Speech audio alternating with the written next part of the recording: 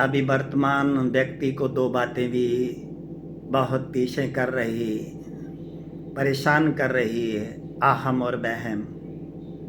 जैसे जन्म कुंडली में हम देखते हैं ग्रह या दिखाते हैं, जब मेरे पास भी सैकड़ों भाई बहन ये कुंडली ग्रह अपना विवरण लेने के लिए आते हैं, तो मेरा अब 35-40 साल इसमें चलते यही अनुभव रहा कि ज़्यादा परेशान नहीं होना चाहिए, क्योंकि नवग्रह सौरमंडल में तो अपना कार्य करते हैं। हमारे ख्यालों पर ही सारे ग्रह हैं। हमें इसी देह की कर्मेंद्रियों के द्वारा जो कर्म किए हैं वो प्रतिक्रिया लेने आते हैं। तो आप ऐसा ख्याल बना लो कि मैं परमपिता परमात्मा पारब्रह्म परमेश्वर शिव बाबा का बच्चा हूँ, जिसे हम कहते हैं पारब्रह्म परमेश्वर। तो वही आप ऐसा आह्वान करिए कि मैंने परमात्मा का आह्वान किया, वो ज्योत मेरे थोड़ी ऊपर सर पर चमक रही है और उनका प्रकाश मुझ पर पड़ रहा है।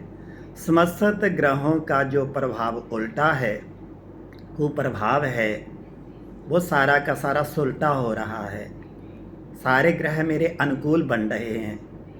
जब हम परमात्मा के बच्चे बनकर उनकी याद में रहते हैं तो आपको ये निश्चय हो जाना चाहिए, अनुभव भी होगा कि ग्रहों की दृष्टि मुझ पर शुभ हो गई है।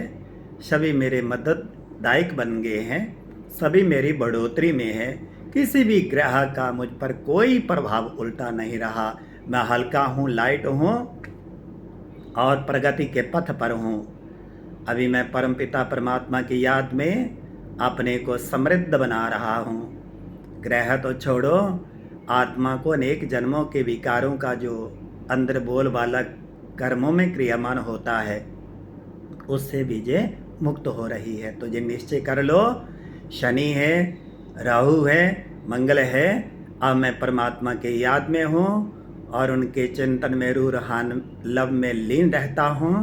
अब किसी ग्रह का प्रभाव मुझ पर हो ही नहीं सकता और ग्रह की भी दृष्टि ऐसी हो ही नहीं सकती उस प्राणी पर जो परमात्मा के चिंतन में रहते। अतः स्वयं का स्वयं भला करिए और स्वयं को स्वयं ही ग्रहों से निराकरण दिला सकते हैं। मात्र परमात्मा की स्मृति से हाथी के पाँव के नीचे सबके पाँव, जब परमात्मा का चिंतन करोगे तो ग्रहों से राहत मिली ही।